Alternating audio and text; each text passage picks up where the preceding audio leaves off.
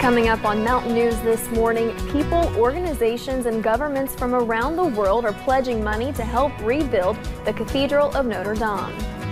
And several people are recovering this morning following a serious crash in Floyd County last night. And police in Canada are investigating after a bizarre attack where a man pretending to make a delivery attacked a woman with a crossbow. Dedicated to Eastern and Southern Kentucky, this is WYMT Mountain News This Morning.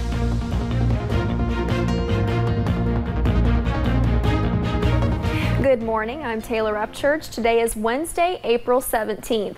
Let's check in with Brandon Robinson for a look at your forecast this morning. Brandon, they better grab a jacket because it's a little chilly out there today. Not too bad, not as bad as it was yesterday where we had that frost all across the area, but in spots it is still in the 40s this morning, so you're right. Maybe grab a light jacket, but you're not going to need it later today. Let's take a look at what's going on this morning on Live Pinpoint Doppler radar, and not much to scan today. Everything pretty quiet. You're seeing a little green there, but again, that is a ground clutter. That is moisture that is not reaching the ground as you head to the first part of your day. Look at this swing though this morning. 44 Monticello, 62 Prestonsburg and Pikeville this morning. So Ridge Valley split to say the least. Iced coffee in some areas, a normal day in other areas. So again, not too bad overall. Your out the door forecast. We are going to see temperatures in the low 80s today. Lots of sunshine and just a few clouds. It'll be a very picture perfect day. So get out there and enjoy it. The full forecast is on the way here in just a few minutes. Taylor?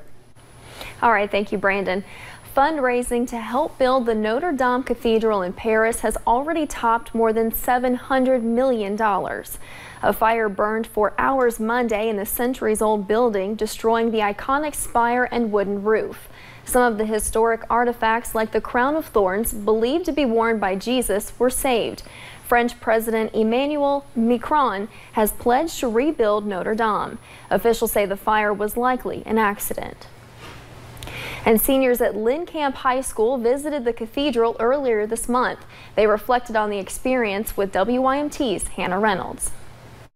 The class of 2019 at Lynn Camp is the first to go to Europe for its senior trip. For as long as I can remember, they've been going to New York and Washington, D.C. This is the first time they've went out of the country. Just a week ago, this was the scene students at Lynn Camp saw at the Notre Dame Cathedral. There was this singing and it just echoed through all of it. It was really spiritual moment. The Notre Dame Cathedral was a favorite for many of those on the trip.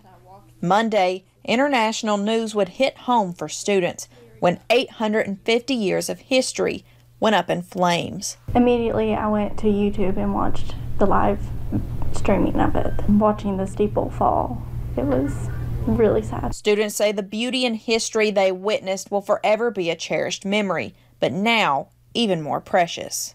You can't build something back like that, you know. It's more of a memorial now. And staff that went on the trip say they are thankful students had the opportunity to see the history before it changed forever. Paris is a tough city. I mean, Paris rebuilds, they come together, so I look forward to seeing what they'll do to rebuild it, and hopefully, you know, it'll be just as beautiful as it was before. Making their senior trip experiences even more special. In Knox County, Hannah Reynolds, WYMT Mountain News. 6 seniors and 5 chaperones went to London and Paris for the senior trip. They got back home last Monday. And in other news, US 23 is back open this morning in Floyd County after a 2-car crash. We're told one car ran a red light, slamming into another at the intersection of US 23 and Kentucky 1428 in Allen. Officials say there were multiple injuries and one person was flown out. We're still working to learn their names and their conditions. And a Michigan man is facing a new charge for allegedly attacking a high school basketball referee in western Kentucky. Keon Menefield was arrested when he showed up in court in McCracken County on Tuesday. He reportedly injured the referee during a game in Paducah earlier this month. Menefield first faced an assault charge, but deputies say the injuries later turned out to be more serious than originally thought. So Menefield was slapped with a more serious charge. Well, our professions, a lot of times, is treated like dirt. We go to training, we spend, this is a $40 shirt I've got on. I've got $65 pants on just to go officiate a softball game. People say, well, you're paid to take it. No, we're not paid to take it. We go through training, we spend time away from our family so your kids can play and learn the values of sports. Menafield is being held on a $15,000 bond. He's due back in court tomorrow.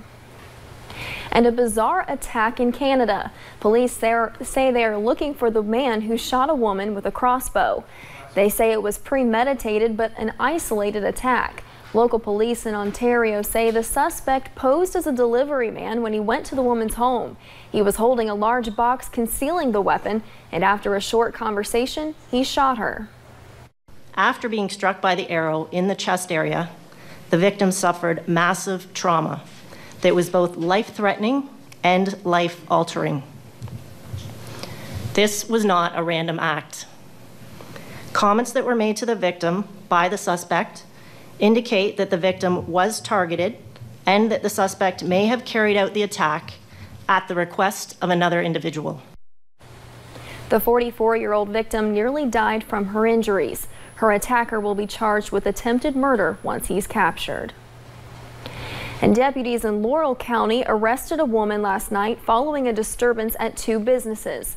Investigators say they found Jody Beth Walker under the influence, kicking and screaming at an ATM. She allegedly told them that meth was the manufacturer of her Adderall. They charged her with public intoxication and drug charges. Also in Laurel County, deputies have issued a golden alert for a man who has gone missing for the 2nd time in 6 months. Deputies are searching for 39-year-old Joseph Benge, who was last seen off Tomcat Trail, 5 miles east of London. Deputies say Benge suffers from mental disabilities. Back in October, deputies canceled an alert for Benge when he was reported missing after going hunting. He walked out of the woods safely 2 days after being reported missing. If you have any information on Benge's whereabouts, you are asked to call the Laurel County Sheriff's Department. Thanks for getting your day started with us here on Mountain News This Morning. Coming up, one Nebraska musician is taking her music to the people, sort of. We'll tell you how her music is helping keep the peace at a shelter. It should be another peaceful day across the mountains with lots of warmth and sunshine. I'll tell you how long we expect the nice weather to last in about 3 minutes.